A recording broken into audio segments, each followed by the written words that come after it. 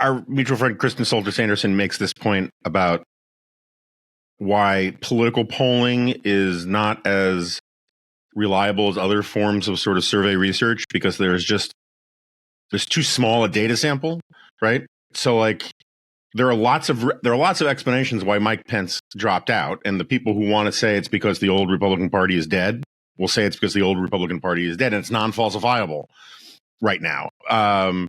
There are other people like me who think that like personality is really, really important in politics right now, more so. It's always important. But his personality, I mean, like, I have nothing but, well, I have respect for Mike Pence. I think the way he behaved on January 6th will color him, will stand him well in history and all of that. I don't necessarily have the same praise for the 4 years of him being vice president, but that's neither here nor there. I think he's a man ultimately of integrity, but I've watched people eat soup and be more exciting than listen to Mike Pence on the campaign trail. And he is just not an energetic, thrilling character. And in a time where politics is so much more about entertainment than it is about substance, I think that could arguably be as big a problem for him as anything else.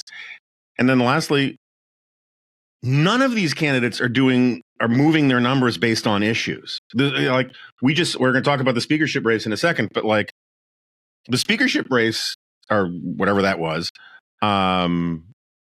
I think demonstrated more than anything else right now how the Republican Party is not defined by stances on issues. When all of us were growing up, well, maybe not you, Sarah, but like when the rest of us were growing up, the definition of a rhino was somebody who was squishy on an issue, abortion, defense, taxes, something like that. Now the definition of a rhino is just somebody who is insufficiently loyal or praising of Donald Trump. That's not an issue thing. I mean, you can call Donald Trump an issue if you like, but that's not, it's not a policy issue. And so I just think Pence's dropping out has to do with the fact that Trump beat him up. Anybody that Trump beats up loses popularity. He's not a particularly compelling, charismatic character, and no one cares about issues. So, like, of course he dropped out. But I think the Republican field is a little worse because of it. But, that's about all I got on him.